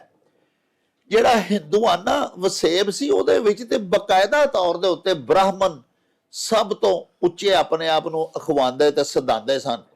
ਉਸ ਤੋਂ ਬਾਅਦ ਵੇਸ਼, ਖਸ਼ਤਰੀ ਤੇ ਸ਼ੂਦਰਾਂ ਨੂੰ ਤੇ ਇਨਸਾਨ ਹੀ ਨਹੀਂ ਸੀ ਨਾ ਸਮਝਿਆ ਜਾਂਦਾ। ਜਦੋਂ ਸਾਡੇ ਪਿਆਰੇ ਨਬੀ ਪਾਕ ਸੱਚੇ ਸਾਹਿਬ ਦੁਨੀਆ ਤੇ ਤਸ਼ਰੀਫ ਲਿਆਏ, ਅੱਲਾਹ ਪਾਕ ਸੱਚੇ ਸਾਹਿਬ ਨੇ ਉਹਨਾਂ ਨੂੰ ਖਾਤਮੁਨ ਨਬੀਯੀਨ ਦੀ ਹੈਸੀਅਤ ਦੇ ਨਾਲ ਮਬਊਸ ਕੀਤਾ। ਆਪ ਜੀ ਦੀ ਬੇਸਤ ਹੋਈ, ਫਤਹ ਮੱਕਾ ਹੋਇਆ, ਆਪਨੇ ਇੱਕ ਤਾਰੀਖੀ ਖੁਤਬਾ ਦਿੱਤਾ। ਆਪਨੇ ਆਖਿਆ, ਉਹ ਭਲਿਓ ਅੱਲਾਹ ਦੇ ਉਹ ਬੰਦਿਓ, तमाम इंसान एक मर्द ते एक औरत तो पैदा किए गए ने। देखो ना, हजरत आदम ते माई हवा दी सारी दुनिया औलाद है। इत्थे आके कोई ब्राह्मण बन के बह गया, कोई वेश है, कोई खतरी है, कोई शूदर है, ओनू जानवरां जिन्नी भी नहीं इज्जत और तौकीर दिती जाती। इस कदर ओनू जमीन दे नाल मिट्टी च मिट्टी कर दिता होया है। ये जिहड़ी तबकाती तफरीक सी, जात पात दी जिहड़ी तकसीम सी, इनू तो खत्म करना आए सन साडे प्यारे नबी पाक। चुनाचा देखो ना, अरब दी ਇਲਾਕੇ ਦੇ ਵਿੱਚ ਵੀ ਗੁਲਾਮ ਹਜ਼ਰਤ ਬਿਲਾਲ ਹਬਸ਼ੀ, ਜਿਨ੍ਹਾਂ ਬਾਰੇ ਸਾਡੇ ਪਿਆਰੇ ਨਬੀ ਪਾਕ ਨੇ ਫਰਮਾਇਆ ਵੀ ਮੈਂ ਜੰਨਤ ਦੇ ਵਿੱਚ ਬਿਲਾਲ ਤੇਰੇ ਕਦਮਾਂ ਦੀ ਆਹਟ ਸੁਣੀ ਹੈ। ਤੇ ਸਾਹਿਬੋ ਦੇਖੋ, ਗੁਲਾਮਾਂ ਨੂੰ ਸੀਨੇ ਨਾਲ ਪਿਆਰੇ ਨਬੀ ਪਾਕ ਨੇ ਲਾਇਆ ਔਰ ਖਾਨਾ ਕਾਬਾ ਦੀ ਛੱਤ ਦੇ ਉੱਤੇ ਖਿਲਾਰ ਕੇ ਆਖਿਆ ਜਾਣ ਦਿਓ, ਅੱਲਾ ਦੇ ਘਰ ਦੀ ਬਾਮ ਤੇ ਖਿਲਾਰ ਦਿੱਤਾ। ਸੋ ਅਰਜ਼ ਮੈਂ ਕਰਨਾ ਚਾਹਨਾ ਕਿ ਸੱਚੇ ਸਾਹਿਬ ਫਰਮਾਇਆ ਕਿਸੇ ਅਰਬੀ ਨੂੰ, ਕਿਸੇ ਅਜਮੀ ਤੇ, ਕਿਸੇ ਗੋਰੇ ਨੂੰ, ਕਿਸੇ ਕਾਲੇ ਤੇ ਕੋਈ ਫੌਕੀਅਤ ਨਹੀਂ। ਉੱਥੇ ਤਕਵੇ ਦੇ ਹਿਸਾਬ ਦੇ ਨਾਲ ਤੁਹਾਡੀ ਅੱਲਾ ਪਾਕ ਦੇ ਕੋਲ ਇੱਜ਼ਤ ਹੋਣੀ ਹੈ। ਉੱਥੇ ਕੋਈ ਸੈਯਦ ਨਹੀਂ, ਉੱਥੇ ਕੋਈ ਬ੍ਰਾਹਮਣ ਨਹੀਂ, ਕੋਈ ਜੱਟ ਨਹੀਂ, ਕੋਈ ਉੱਥੇ ਕਸ਼ਮੀਰੀ ਨਹੀਂ, ਕੋਈ ਉੱਥੇ ਕਿਸੇ ਕੌਮ ਦੀ ਗੱਲ ਹੀ ਨਹੀਂ। ਸਿਰਫ ਇਨਸਾਨ ਦੀ ਹੈਸੀਅਤ ਦੇ ਨਾਲ ਔਰ ਬੰਦੇ ਦੀ ਹੈਸੀਅਤ ਦੇ ਨਾਲ ਅੱਲਾ ਪਾਕ ਦੇ ਕੋਲ ਕਿਆਮਤ ਵਾਲੇ ਦਿਹਾੜੇ ਰੋਜ਼ੇ ਜਜ਼ਾ ਯੌਮੁद्दीन ਨੂੰ तमाम दुनिया ने पेश होना है। ते साहिबो, जेड़ा बंदा बहुता चंगा है, जिन्हें बंदगी सब तो बहुती कीती है, जिन्हों खुदा दा सारी जिंदगी डर ते खौफ रहा है, जिन्हें इताअत सब तो ज्यादा कीती है, वो उस दिन सब तो ज्यादा बावकार ते बाइज्जत होवेगा। इसे गल बारे सानू इस खान च समझाया गया है और सानू दस पाई गई है भई उत्थे अमलां दे होने ने नबेड़े, किसे नहीं तेरी जात पुछनी। बंदा चंगा बन, इताअत गुजार बन, अतीउल्लाह व अतीउर रसूल दे उत्ते अमल पैरा हो जा। साहिब तकवा होवेगा ते साहिब इज्जत भी होवेगा सच्चे साहिब दे हजूर। बाईवा साहब अमेरिका च वसदे ने साडे बड़े ही प्यारे वीर सरदार चरणजीत सिंह मांगट। ਉਹਨਾਂ ਜਨਾਬ ਵੇਖੋ ਕਿੱਡਾ ਸੋਹਣਾ ਅਖਾਣ ਭਜਵਾਇਆ। ਆਖਿਆ ਉਹਨਾਂ ਕਿ ਹਲਵਾ ਆਖਿਆ ਮੂੰਹ ਨਹੀਂ ਮਿੱਠਾ ਹੁੰਦਾ। ਹਾਂਜੀ, ਇਸ ਅਖਾਣ 'ਚ ਦੱਸਿਆ ਗਿਆ ਹੈ ਕਿ ਮਤਲਬ ਇਹ ਵੇ ਕਿ ਤੁਸੀਂ ਅਗਰ ਕਿਸੇ ਨੂੰ ਗੱਲੀ ਬਾਤੀ ਪਰਚਾਓਗੇ ਤੇ ਕਿਸੇ ਦੀ ਮਦਦ ਨਹੀਂ ਕਰੋਗੇ ਜੀ ਜੀ ਤੇ ਉਹਨੂੰ ਤਾਂ ਕੋਈ ਫਾਇਦਾ ਨਹੀਂ ਹੋਣਾ। ਜੀ ਜੀ ਉਹਨੂੰ ਆਖੋ ਭਈ ਮਤਲਬ ਇਹ ਯਾਰ ਹਲਵਾ ਬੜਾ ਮਿੱਠਾ ਹੁੰਦਾ ਹੈ। ਹਾਂ ਹਾਂਜੀ, ਉਹਦੇ ਨਾਲ ਉਹਦਾ ਮੂੰਹ ਤੇ ਨਹੀਂ ਮਿੱਠਾ ਹੋ ਜਾਣਾ। ਜੀ ਜੀ ਜੇ 500 ਵਾਰੀ ਵੀ ਹਲਵੇ ਦਾ ਨਾਂ ਲੈ ਛੜੋਗੇ ਤੇ ਉਹਨੇ ਮਤਲਬ ਇਹ ਸਵਾਦ ਤੇ ਤਾਂ ਹੈ, ਉਹਨੂੰ ਹਲਵਾ ਖਵਾਓ। ਹਾਂਜੀ, ਤੇ ਖਵਾਓਗੇ ਤੇ ਪੱਲਿਓਂ ਕੁਝ ਲਾਣਾ ਪਏਗਾ। ਤੇ ਇਹ ਜਿਹੜੇ ਲੋਕ ਮਤਲਬ ਇਸ ਤਰ੍ਹਾਂ ਦੇ ਹੁੰਦੇ ਨੇ ਨਾ ਕਿ ਪੱਲਿਓਂ ਦੇਵਾਂ ਕੁਝ ਨਾ ਤੇ ਖਾ ਪੁੱਤਰਾ ਬਥੇਰੀਆਂ। ਇਹ ਉਹਨਾਂ ਲੋਕਾਂ ਨੂੰ ਜੁਗਤ ਕੀਤੀ ਗਈ ਹੈ ਵੀ ਮਤਲਬ ਇਹ ਵੇ ਕਿ ਰੋਟੀ ਢਿੱਡ 'ਚ ਪਏਗੀ ਤੇ ਭੁੱਖ ਮੁੱਕੇਗੀ ਨਾ। ਜੀ ਜੀ ਹਾਂਜੀ, ਤੇ ਜੇ ਜ਼ਬਾਨੀ ਰੋਟੀ ਦੀਆਂ ਗੱਲਾਂ ਕਰ ਕਰ ਸੁਣਾਓਗੇ, ਯਾਰ ਬਾਜਰੇ ਦੀ ਰੋਟੀ ਦਾ ਬੜਾ ਸਵਾਦ ਆਉਂਦਾ ਜੀ। ਉਹ ਪਰੂ ਵੀ ਜਦੋਂ ਮੈਂ ਸਾਗ ਨਾ ਖਾਧੀ ਨਾ ਵਿੱਚ ਮੱਖਣ ਪਿਆ ਸੀ। ਵਾਹ ਵਾਹ। ਹਾਂਜੀ, ਤੇ ਉਹ ਮਤਲਬ ਹਵਾਈ ਗੱਲਾਂ ਕਰੀ ਜਾਣੀਆਂ, ਦੇਣਾ ਉਹਨੂੰ ਕੱਖ ਕੰਡਾ ਨਾ, ਤੇ ਉਹਨੂੰ ਮਤਲਬ ਉਹਦੀ ਭੁੱਖ ਕਿਵੇਂ ਮੁੱਕੇਗੀ। ਤੂੰ ਸਵਾਲ ਦੇਵੇ ਕਿ ਪਹਿਲਾਂ ਉਹਦੀ ਭੁੱਖ ਮਕਾਨ ਦਾ ਕੋਈ ਹਾਲ ਕਰੋ, ਉਹਨੂੰ ਨਿਰੀਆਂ ਗੱਲਾਂ ਨਾ ਸੁਣਾਓ। ਹਾਂਜੀ, ਕਿਉਂਕਿ ਉਹਦਾ ਜਦੋਂ ਉਹਦੇ ਢਿੱਡ 'ਚ ਰੋਟੀਆਂ ਪੈਣ ਗਈਆਂ, ਜਿੰਨਾ ਚਿਰ ਢਿੱਡ ਨਾ ਪਈਆਂ ਰੋਟੀਆਂ ਤੇ ਸਭੋ ਗੱਲਾਂ ਖੋਟੀਆਂ ਤੇ ਉਹਨਾਂ ਚਿਰ ਤੇ ਮਤਲਬ ਇਹ ਕਿ ਮਤਲਬ ਉਹਦੀ ਤੇ ਹੋਸ਼ ਟਿਕਾਣੇ ਨਹੀਂ ਆਏਗੀ। ਹਾਂਜੀ, ਇਹੋ ਹੀ ਮਤਲਬ ਜਿਹੜੇ ਇਸ ਤਰ੍ਹਾਂ ਨਹੀਂ ਕਰਦੇ ਔਰ ਨਿਰੇ ਗੱਲੀ ਬਾਤੀ ਪਰਚਾਉਂਦੇ ਨੇ, ਮਤਲਬ ਇਹ ਕਿ ਬੋਲਿਆ ਸਦਕੇ ਉਹਨਾਂ ਤੋਂ ਜਿਹੜੇ ਗੱਲੀ ਦੇਣ ਪਰਚਾ, ਉਹਨਾਂ ਲੋਕਾਂ ਨੂੰ ਇਸ ਅਖਾਣ 'ਚ ਟਿਚਕਰ ਕੀਤੀ ਗਈ ਹੈ। ਲੋ ਜੀ ਪਿਆਰਿਓ, ਸਾਡੇ ਵੀਰ ਚਰਨਜੀਤ ਸਿੰਘ ਮਾਂਗਟ ਹੋਰਾਂ ਵੇਖੋ ਕਿੰਨਾ ਖੂਬਸੂਰਤ, ਬੜਾ ਸੁਰੀਲਾ ਤੇ ਬੜਾ ਮਜ਼ੇਦਾਰ ਅਖਾਣ ਭਜਵਾਇਆ ਹੈ ਵੀ ਹਲਵਾ ਆਖਿਆ ਮੂੰਹ ਤੇ ਨਹੀਂ ਨਾ ਮਿੱਠਾ ਹੁੰਦਾ। ਬਾਈਵਾ ਸਾਹਿਬ ਨੇ ਬੜਾ ਹੀ ਪਿਆਰਾ ਨਖੇੜਾ ਕੀਤਾ ਕਿ ਨਿਰੇ ਖਿਆਲੀ ਪੁਲਾਅ ਪਕਾਉਣ ਦੇ ਨਾਲ ਨਾ ਤੇ ਪੁਲਾਅ ਪੱਕ ਜਾਂਦਾ ਤੇ ਨਾ ਕਿਸੇ ਦੇ ਢਿੱਡ 'ਚ ਪੈ ਜਾਂਦਾ ਤੇ ਨਾ ਕਿਸੇ ਦਾ ਪੇਟ ਭਰਦਾ ਹੈ। ਪਿਆਰਿਓ, ਸਾਡੀ ਪੰਜਾਬੀ ਮਾਂ ਬੋਲੀ 'ਚ ਆਖਦੇ ਨੇ ਵੀ ਗੱਲ ਮੂੰਹ ਨਾਲ ਕਹਿਣੀ ਬੜੀ ਸੌਖੀ ਹੁੰਦੀ ਹੈ ਤੇ ਗੱਲ ਕਹਿ ਕੇ ਨਿਭਾਣੀ ਬੜੀ ਔਖੀ ਹੁੰਦੀ ਹੈ। ਹਲਵਾ ਇੱਕ ਲਫ਼ਜ਼ ਹੀ ਹੈ ਨਾ ਜੀ, ਤੇ ਜਿਸ ਵੇਲੇ ਅਸੀਂ ਆਪਣੇ ਮੂੰਹ 'ਚੋਂ ਇਹ ਲਫ਼ਜ਼ ਕੱਢਨੇ ਆ ਹਲਵਾ, ਤੇ ਇੱਕ ਬੜਾ ਖੂਬਸੂਰਤ ਪੋਰਟਰੇਟ ਸਾਡੇ ਸਾਹਮਣੇ ਉਲੀਕਿਆ ਜਾਂਦਾ ਹੈ। ਵੇਖੋ ਨਾ, ਉਸੇ ਵੇਲੇ ਸਾਨੂੰ ਯਾਦ ਆ ਜਾਂਦਾ ਵੀ ਸੂਜੀ ਦੇ ਵਿੱਚ ਦੇਸੀ ਘਿਓ ਜਿਹੀਆਂ ਦੂਜੇ ਘਿਓ 'ਚ ਰਿੰਨੀ ਹੈ, ਵਿੱਚ ਖੰਡ ਛੰਡ ਦਾ ਸ਼ੀਰਾ ਪਾਇਆ, ਫਿਰ ਬੜਾ ਸੋਹਣਾ, ਤੇ ਮੂੰਹ ਦੇ ਵਿੱਚ ਪਾਣੀ ਆ ਜਾਂਦਾ ਹਲਵੇ ਦਾ, ਸਿਰਫ ਨਾ ਹੀ ਸੁਣਦੇ ਆ। ਲੇਕਿਨ ਬਾਜਵਾ ਸਾਹਿਬ ਜਿਵੇਂ ਫਰਮਾਇਆ ਵੀ 500 ਵਾਰੀ ਵੀ ਮੂੰਹ ਚੋਂ ਹਲਵਾ ਹਲਵਾ ਕਰਦੇ ਰਹੋ ਤੇ ਮੂੰਹ ਮਿੱਠਾ ਨਹੀਂ ਹੋਣਾ ਤੇ ਨਾ ਹੀ ਢਿੱਡ ਭਰਨਾ। ਉੱਠ ਕੇ ਹਲਵਾ ਪਕਾਉਣਾ ਪਏਗਾ, ਪਕਾਉਣ ਵਾਸਤੇ ਫਿਰ ਪੈਸੇ ਖਰਚਣੇ ਪੈਣਗੇ। ਘਿਓ ਲਿਆਓ, ਸੂਜੀ ਲਿਆਓ, ਕੋਈ ਲਾਚੀਆਂ ਵਿੱਚ ਸਬਜ਼, ਕੋਈ ਗਰੀਬ ਬਦਾਮ ਕੱਟ ਕੇ ਉੱਤੇ ਪਾਣੇ ਨੇ, ਫਿਰ ਰਿੰਨ ਕੇ ਪਕਾ ਕੇ ਸੋਹਣਾ ਪਲੇਟ 'ਚ ਪਾ ਕੇ ਕਿਸੇ ਨੂੰ ਖਵਾਓ ਸਜਾ ਕੇ, ਫਿਰ ਜਾ ਕੇ ਉਹਦੇ ਢਿੱਡ 'ਚੋਂ ਕੋਈ ਅਸੀਸ ਨਿਕਲੇਗੀ, ਕੋਈ ਦੁਆ ਤੁਹਾਨੂੰ ਦੇਗਾ। ਤੇ ਬਾਜਵਾ ਸਾਹਿਬ ਗੱਲ ਵੇਖੋ ਨਾ ਕਿੱਡੀ ਸੋਹਣੀ ਕੀਤੀ ਵੀ ਬਹੁਤ ਸਾਰੇ ਲੋਕ ਬਹਾ ਕੇ ਤੇ ਗੱਲਾਂ ਪੈ ਸੁਣਾਉਂਦੇ ਨੇ, ਯਾਰ ਫਲਾਣੀ ਬਾਜਰੇ ਦੀ ਰੋਟੀ ਦਾ ਬੜਾ ਸਵਾਦ ਸੀ, ਮਕਈ ਦੀਆਂ ਰੋਟੀਆਂ ਸਾਗ ਨਾਲ ਖਾਧੀਆਂ, ਲੇਕਿਨ ਉਹ ਆਪੇ ਹੀ ਸਵਾਦ ਆਪਣੀਆਂ ਗੱਲਾਂ ਦਾ ਲਈ ਜਾਣਗੇ, ਅਗਲੇ ਦੇ ਪੱਲੇ ਕੱਖ ਨਹੀਂ ਪੈਂਦਾ ਜਿਹੜੇ ਸੁਣਨ ਵਾਲੇ ਹੁੰਦੇ ਨੇ। ਸੋ ਮੂੰਹ ਜ਼ਬਾਨੀ ਗੱਲਾਂ ਕਰਨ ਵਾਲਿਆਂ ਨੂੰ ਵਾਕਈ ਬਾਜਵਾ ਸਾਹਿਬ ਫਰਮਾਇਆ ਟਿਚਕਰ ਕੀਤੀ ਗਈ ਹੈ ਔਰ ਅਮਲੀ ਕੰਮ ਕਰਨ ਦੀ ਤਰਗੀਬ ਦਿੱਤੀ ਗਈ। ਬਾਜਵਾ ਸਾਹਿਬ ਸਾਡੇ ਇੱਕ ਬੜੇ ਪਿਆਰੇ ਦਰਸ਼ਕ ਨੇ, ਮੁਸ਼ਤਾਕ ਅਹਿਮਦ ਸਾਹਿਬ, ਏਮਨਾਬਾਦ ਗੁਜਰਾਂਵਾਲਾ ਦੇ ਜਨਾਬ ਉਹ ਰਿਹਾਇਸ਼ੀ ਨੇ। ਉਹਨਾਂ ਇੱਕ ਤੇ ਇਹ ਆਖਿਆ ਵੀ ਲੇਪਾ ਪੋਤੀ ਦਾ ਕੀ ਮਤਲਬ ਹੁੰਦਾ? ਇਹ ਲੇਪਾ ਪੋਤੀ ਜਾਂ ਲੇਪਾ ਪੋਚੀ ਇਹ ਹੁੰਦਾ ਕਿਸੇ ਦੇ ਉੱਤੇ ਨਾ ਜਿਸ ਤਰ੍ਹਾਂ ਬੰਦਾ ਲੇਪ ਚਾੜ ਦਿੰਦਾ ਨਾ ਜੀ ਹਾਂਜੀ, ਤੇ ਉੱਤੇ ਪੋਚਾ ਫੇਰ ਦਿੰਦਾ ਜੀ, ਯਾਨੀ ਅਸਲ ਉਹਦਾ ਕਿਰਦਾਰ ਤੇ ਹੋਰ ਹੁੰਦਾ, ਲੇਕਿਨ ਉਹ ਉੱਤੇ ਆਪਣੇ ਉਹਨੇ ਕੋਈ ਇੰਜ ਦਾ ਮਲੰਮਾ ਚਾੜਿਆ ਹੁੰਦਾ, ਲੇਪਾ ਪੋਚੀ ਕੀਤੀ ਹੁੰਦੀ ਹੈ ਤਾਂ ਕਿ ਉਹਦਾ ਅਸਲੀ ਰੂਪ ਤੁਹਾਡੇ ਤੱਕ ਨਿਖੜ ਕੇ ਸਾਹਮਣੇ ਨਾ ਆ ਸਕੇ ਜੀ। ਤੋ ਜਿਹੜੇ ਲੋਕ ਇੰਜ ਕਰਦੇ ਨੇ, ਕੁਝ ਲੋਕ ਤੇ ਉਂਝ ਕਰਦੇ ਨੇ ਨਾ, ਤੇ ਕੁਝ ਗੱਲਾਂ ਨਾਲ ਲੇਪਾ ਪੋਚੀ ਕਰਦੇ ਨੇ ਕਿ ਅਗਲੇ ਨੂੰ ਇਸ ਤਰ੍ਹਾਂ ਦੀ ਚਾਪਲੋਸੀਆਂ ਉਹਦੇ ਨਾਲ ਕਰ ਕਰਕੇ ਤੇ ਆਪਣੇ ਆਪ ਨੂੰ ਵੱਡਾ ਬਣਾ ਕੇ ਤੇ ਸਾਬਤ ਕਰਨਗੇ ਜੀ। ਤੋ ਇਹ ਉਸ ਲਫ਼ਜ਼ ਨੂੰ ਲੇਪਾ ਪੋਚੀ ਆਖਦੇ ਨੇ ਕਿ ਲੇਪਾ ਪੋਚੀ ਚਿਹਰੇ ਦੇ ਉੱਤੇ ਜਨਾਬ ਉਹ ਚਾੜ ਲਈਆਂ ਕਰੀਮਾਂ ਸ਼ਰੀਮਾਂ ਤੇ ਇਹ ਉਹ ਲਟਰ ਪਟਰ, ਤੇ ਉਹ ਜਿਹੜੇ ਡੈਂਟ ਨੇ ਉਮਰ ਦੇ ਹਿਸਾਬ ਨਾਲ ਉਹਨਾਂ ਨੂੰ ਲੁਕਾ ਲਿਆ, ਤੇ ਅਸਲ 'ਚ ਤੇ ਉਹ ਆਪਣੇ ਕੋਝ ਲੁਕਾਉਣ ਦਾ ਹੀ ਇੱਕ ਯਤਨ ਹੁੰਦਾ ਨਾ ਜੀ। ਵੇਖੋ ਨਾ ਜਿਹੜਾ ਬੰਦਾ ਅੰਦਰੋਂ ਪੂਰੇ ਦਿਨਾਂ ਦਾ ਜਾਮੇ ਜਾਂ ਅੰਦਰੋਂ ਪੂਰਾ ਬੰਦਾ ਹੈ, ਉਹਦੇ ਕਦੀ ਵੀ ਆਪਣੇ ਚਿਹਰੇ ਨੂੰ ਇਸ ਤਰ੍ਹਾਂ ਨਹੀਂ ਕਰਦਾ ਕਿ ਮੈਂ ਬਹੁਤ ਜ਼ਿਆਦਾ ਲੇਪਾ ਪੋਚੀ ਉੱਤੇ ਕਰਾਂ ਤਾਂ ਕਿ ਮੈਂ ਜੋ ਹੈ ਨਹੀਂ ਮੈਂ ਉਹ ਦਿਸਾਂ। ਹਾਂਜੀ। ਤੇ ਜਿਹੜੇ ਇਸ ਤਰ੍ਹਾਂ ਕਰਦੇ ਨੇ ਉਹ ਉਹਨਾਂ ਦੇ ਅੰਦਰੋਂ ਛੁਟਿਆਈ ਜਿਹੜੀ ਹੈ ਸਾਰੀ ਉਮਰ ਨਹੀਂ ਨਿਕਲਦੀ। ਤੇ ਜਿਹੜੇ ਪੂਰੇ ਮਰਦੇ ਕਾਮਲ ਨੇ ਉਹ ਇਹਨਾਂ ਚੀਜ਼ਾਂ ਤੋਂ ਆਜ਼ਾਦ ਹੁੰਦੇ, ਮੁਬਰਰਾ ਹੁੰਦੇ। ਅੱਛਾ ਜੀ ਬਾਜਵਾ ਸਾਹਿਬ, ਇਸੇ ਹੀ ਸਾਡੇ ਵੀਰ ਭਾਈ ਮੁਸ਼ਤਾਕ ਅਹਿਮਦ ਹੋਰਾਂ ਇੱਕ ਅਖਾਣ ਵੀ ਭੇਜਿਆ। ਅਖਾਣ ਸਰ ਇਹ ਵੇ ਵੀ ਤੇਲ ਸੜਿਆ ਘਿਓ ਵਰਗਾ, ਹਾਂਜੀ, ਤੇ ਘਿਓ ਸੜਿਆ ਸੁਆਹ ਵਰਗਾ। ਹਾਂਜੀ, ਇਹਦਾ ਹੀ ਦੱਸਿਆ ਕਿ ਜਿਹੜਾ ਤੇਲ ਹੈ ਨਾ ਜੀ, ਤੇਲ ਅਗਰ ਸੜ ਵੀ ਜਾਏ ਨਾ ਤੇ ਫੇਰ ਵੀ ਉਹ ਬਹੁਤ ਅੱਛਾ ਖਾਣ ਦੇ ਲਿਹਾਜ਼ ਨਾਲ ਚੰਗਾ ਹੁੰਦਾ। ਅੱਛਾ, ਹਾਂਜੀ। ਲੇਕਿਨ ਜਦੋਂ ਘਿਓ ਸੜ ਜੇ ਨਾ, ਹਾਂਜੀ, ਤੇ ਉਦੋਂ ਉਹ ਸਮਝੋਗੇ ਉਹ ਸਵਾਹ ਮਿੱਟੀ ਹੋ ਜਾਂਦਾ, ਉਹਦੀ ਕੋਈ ਕਦਰ ਕੀਮਤ ਨਹੀਂ ਰਹਿੰਦੀ, ਉਹਦੇ ਜੋ ਸੜਾਂ ਆਉਣ ਡੈ ਪੈਂਦੀ ਏ।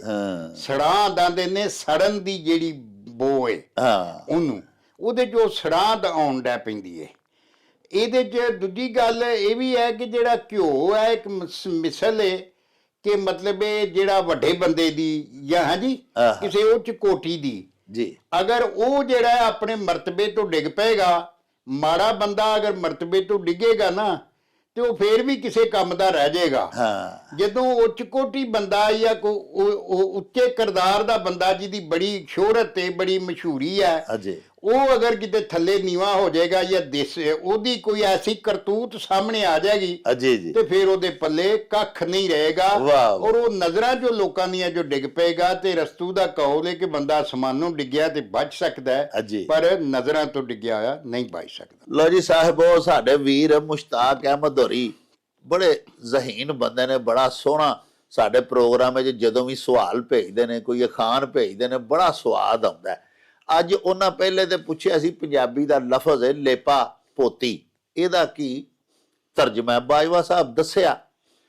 ਮੈਂ ਇਹਦੇ 'ਚ ਛੋਟੀ ਜਿਹੀ ਇਹ ਜਸਾਰਤ ਕਰ ਦਿਆਂਗਾ ਕਿ ਭਾਈ ਮੁਸ਼ਤਾਕ ਸਾਹਿਬ ਕੋਲੋਂ ਮਾਫੀ ਮੰਗਦਿਆਂ ਹੋਇਆਂ ਤੇ ਆਪਣੀਆਂ ਸਾਰੀਆਂ ਭੈਣਾਂ ਕੋਲੋਂ ਵੀ, ਜਿਹੜੀਆਂ ਸਾਡੀਆਂ ਧੀਆਂ ਭੈਣਾਂ ਸਾਡਾ ਪ੍ਰੋਗਰਾਮ ਵੇਖਦੀਆਂ ਨੇ, ਉਹਨਾਂ ਅੱਗੇ ਵੀ ਹੱਥ ਜੋੜਦੇ ਹੋਇਆਂ ਵੀ ਲੇਪਾ ਪੋਤੀ ਮੇਕਅਪ ਨੂੰ ਵੀ ਆਖਿਆ ਜਾਂਦਾ। ਵੇਖੋ ਨਾ ਵੀ ਸਾਡੇ ਬੱਚੀਆਂ ਸਾਡੀਆਂ ਹੁੰਦੀਆਂ ਕੁਝ ਹੋਰ ਨੇ, ਉਹ ਐਸਾ ਖੂਬਸੂਰਤ ਮੇਕਅਪ ਕੀਤਾ ਜਾਂਦਾ ਹੈ, ਜਿਵੇਂ ਬਾਜਵਾ ਸਾਹਿਬ ਦੱਸਿਆ ਕਿ ਬੰਦਾ ਹੋਵੇ ਕੁਝ ਹੋਰ ਤੇ ਸਾਹਮਣੇ ਕੁਝ ਹੋਰ ਸ਼ੈ ਬਣ ਕੇ ਆਵੇ। ਤੇ ਇਹ ਮੇਕਅਪ ਜਿਹੜਾ ਇਹ ਵੀ ਇੱਕ ਲੇਅਰ ਹੀ ਉੱਤੇ ਚੜਾਣੀ ਹੈ ਨਾ ਜੀ, ਹੁਸਨ ਦੀ ਚਾੜ ਲਓ ਜਾਂ ਖੂਬਸੂਰਤੀ ਦੀ ਜਾਂ ਚਟਿਆਈ ਦੀ। ਅਸੀਂ ਵੇਖਿਆ ਸਾਡੀਆਂ ਆਪਣੀਆਂ ਬੱਚੀਆਂ ਕਈ, ਅਸੀਂ ਅਸਤਗਫੁਰੁੱਲਾਹ ਕਿਸੇ ਦੀ ਕੋਈ ਇਹ ਨਹੀਂ ਕਿ ਕਿਸੇ ਦੀ ਕੋਈ ਤਹਿਕੀਰ ਜਾਂ ਕਿਸੇ ਨੂੰ ਹੀਣਾ ਪਿਆ ਆਖਦੇ ਆ, ਬੱਚੀਆਂ ਦੇ ਰੰਗ ਮਸਲਨ ਮੇਰੇ ਵਾਂਗੂ ਪੱਕੇ ਨਹੀਂ ਆ ਜ਼ਰਾ, ਤੇ ਉਹ ਫਿਰ ਜਿਸ ਵੇਲੇ ਮੇਕਅਪ ਕਰਦੀਆਂ ਨੇ ਤੇ ਉਹ ਇੰਨਾ ਖੂਬਸੂਰਤ ਐਡਾ ਸੋਹਣਾ ਬਣ ਜਾਂਦਾ ਬੰਦਾ। ਇਹ ਵੀ ਲੇਪਾ ਪੋਤੀ ਨੂੰ ਇੰਗਲਿਸ਼ ਸਮਝ ਲਓ ਕਿ ਮੇਕਅਪ ਕਰ ਲਿਆ, ਉੱਤੇ ਹੁਸਨ ਦੀ ਜਾਂ ਮੁਲੰਮਾਬਾਜ਼ੀ ਦੀ ਇੱਕ ਲੇਅਰ ਐਸੀ ਚੜਾਣੀ ਕਿ ਅਸਲ ਨੂੰ ਲੁਕਾਉਣ ਦੀ ਕੋਸ਼ਿਸ਼ ਕਰਨਾ। ਦੂਸਰਾ ਪਿਆਰਿਓ, ਜਿਵੇਂ ਵੇਖੋ ਬਾਜਵਾ ਸਾਹਿਬ ਨੇ ਕਿੰਨੀ ਵੱਡੀ ਗੱਲ ਕੀਤੀ। ਵੇਖੋ ਨਾ, ਸਰੋਂ ਦਾ ਤੇਲ ਜਿਹੜਾ ਨਾ ਜੀ, ਉਹ ਇੱਕ ਸਸਤੀ ਚੀਜ਼ ਹੈ ਤੇ ਘਿਓ ਬੜਾ ਔਖਾ ਜੁੜਦਾ ਹੈ ਤੇ ਬੜਾ ਤਾਕਤਵਰ, ਤੇ ਉਹਦੇ ਹਿਫਜ਼ਾਨੇ ਸਿਹਤ ਦੇ ਲਿਹਾਜ਼ ਦੇ ਨਾਲ ਫਿਰ ਘਿਓ ਦੇ ਤੇ ਫਾਇਦੇ ਹੀ ਹੋਰ ਨੇ ਨਾ। ਪਹਿਲਵਾਨਾਂ ਨੂੰ ਲੋਕੀ ਘਿਓ ਖਵਾਉਂਦੇ ਨੇ। ਮਤਲਬ ਇੱਕ ਲੰਮਾ ਟੌਪਿਕ ਹੈ ਇਹ, ਇਹਨਾਂ ਦੀ ਬੜੀ ਆਪਸ ਦੇ ਵਿੱਚ ਅਗਰ ਕੰਪੈਰੀਜ਼ਨ ਕੀਤਾ ਜਾਵੇ ਤੇ ਤਫਰੀਕ ਹੈ। ਹੁਣ ਬਾਜਵਾ ਸਾਹਿਬ ਫਰਮਾਇਆ ਕਿ ਤੁਸੀਂ ਤੇਲ ਦੀ ਮਿਸਾਲ ਲੈ ਲਓ ਕਿਸੇ ਆਮ ਬੰਦੇ ਦੀ, ਤੇ ਘਿਓ ਦੀ ਮਿਸਾਲ ਸਮਝ ਲਓ ਕੋਈ ਬੜਾ ਆਲਮ ਫਾਜ਼ਲ, ਕੋਈ ਬੜਾ ਵੱਡਾ ਬੰਦਾ। ਉਹ ਜਿਵੇਂ ਮੌਲਾਨਾ ਰੂਮ ਜਾ ਰਿਹਾ ਸਨ ਤੇ ਕੋਈ ਬੱਚਾ, ਮੀਂਹ ਵਸਿਆ ਸੀ ਤੇ ਤਿਲਕਣ ਸੀ, ਤੇ ਬੱਚਾ ਕੋ ਤੇਜ਼ ਲੰਘਿਆ ਨਾ ਕੋਲੋਂ ਦੌੜਦਾ, ਤੇ ਆਪ ਜੀ ਨੇ ਉਹਨੂੰ ਫਰਮਾਇਆ, ਪੁੱਤਰਾ ਹੌਲੀ ਹੌਲੀ ਸਾਜੇ ਸਾਜੇ ਟੁਰ, ਡਿੱਗ ਨਾ ਪਈ, ਉਹ ਤਿਲਕ ਜਾਏਗਾ ਤੇ ਡਿੱਗ ਪੈਗਾ। ਤੇ ਉਹਨੇ ਰੁਕ ਕੇ ਆਖਿਆ, ਉਹਨੇ ਆਖਿਆ ਮੌਲਾਨਾ ਜੇ ਮੈਂ ਤਿਲਕ ਵੀ ਪਿਆ ਤੇ ਕੀ ਹੋਣਾ, ਕੁਛ ਵੀ ਨਹੀਂ, ਕੀ ਫਰਕ ਪਏਗਾ। ਤੇ ਜੇ ਤੁਸੀਂ ਤਿਲਕ ਗਏ ਤੇ ਲੁਕਾਈ ਪੂਰੀ ਜਿਹੜੀ ਹੈ ਨਾ ਉਹਨੂੰ ਫਰਕ ਪੈ ਜਾਏਗਾ, ਕਿਉਂਕਿ ਤੁਹਾਡਾ ਇੱਕ ਮੁਕਾਮ ਹੈ, ਇੱਕ ਮਨਸਬ ਹੈ। ਯਾਨੀ ਅੱਖ ਨਾ ਉਹ ਬੱਚਾ ਹੀ ਚਾਹੁੰਦਾ ਸੀ ਕਿ ਜਿਸ ਇਲਮੀ ਮੁਕਾਮ ਦੇ ਉੱਤੇ, ਜਿਸ ਫਜ਼ੀਲਤ ਵਾਲੇ ਤੁਸੀਂ ਹੋ, ਤੁਹਾਡੀ ਇੱਕ ਲਗਜ਼ਸ਼, ਤੁਹਾਡਾ ਇੱਕ ਛੋਟਾ ਜਿਹਾ ਵੀ ਪਾਪ ਜਾਂ ਭੁੱਲ ਚੁੱਕ ਉਹ ਕਿਸੇ ਨੂੰ ਗਵਾਰਾ ਨਹੀਂ ਹੋਣੀ। ਕਿਉਂਕਿ ਤੁਹਾਡੇ ਬਾਰੇ 'ਚ ਲੋਕਾਂ ਨੂੰ ਇਹ ਹੀ ਪਤਾ ਕਿ ਮੌਲਾਨਾ ਰੂਮ ਬਹਿਰੁਲ ਉਲੂਮ ਨੇ, ਤੁਹਾਡੇ ਬਾਰੇ 'ਚ ਤੇ ਨਹੀਂ ਨਾ ਗੁਮਾਨ ਵੀ ਕੋਈ ਕਰ ਸਕਦਾ ਕਿ ਤੁਹਾਡੇ ਕੋਲੋਂ ਕੋਈ ਭੁੱਲ ਚੁੱਕ ਹੋ ਜਾਏ। ਤੇ ਮੈਂ ਤੇ ਬੱਚਾ ਵਾਂ, ਮੈਨੂੰ ਤੇ ਬਾਲ ਦਾ ਹੀ ਕੰਮ ਸਿਨੀ ਦਾ ਹੀ, ਨਾਬਾਲਗ ਹੋਣ ਦਾ ਹੀ ਫਾਇਦਾ ਦੇ ਦਿੱਤਾ ਜਾਏਗਾ। ਸੋ ਬਾਜਵਾ ਸਾਹਿਬ ਬੜੀ ਪਿਆਰੀ ਗੱਲ ਕੀਤੀ, ਇਹਨੂੰ ਇਸ ਤਰ੍ਹਾਂ ਕੰਪੈਰੀਜ਼ਨ ਕਰਕੇ ਕਿ ਘਿਓ ਬੜੇ ਬਾਵਕਾਰ ਬੰਦੇ ਦੀ ਅਲਾਮਤ ਹੈ, ਬੜੇ ਇਲਮ ਵਾਲੇ ਬੰਦੇ ਦੀ, ਬੜੇ ਮਨਸਬ ਵਾਲੇ ਬੰਦੇ ਦੀ, ਬੜੇ ਬਾਇਜ਼ਤ ਬੰਦੇ ਦੀ ਅਲਾਮਤ ਹੈ।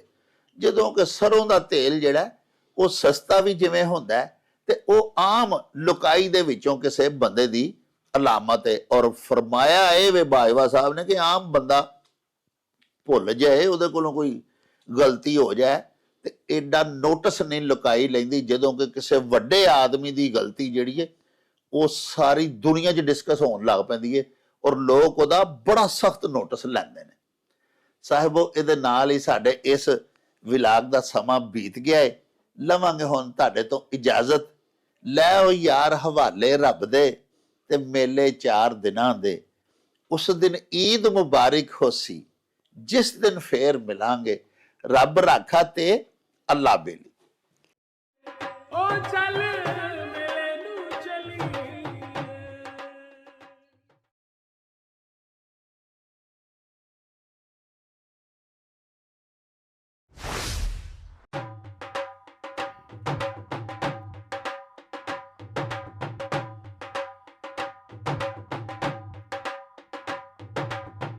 ਰੌਣਕ ਹੋ ਜਾਊ ਛੱਟ ਵੇ, ਚੱਲ ਮੇਲੇ ਨੂੰ ਚਲੀਏ।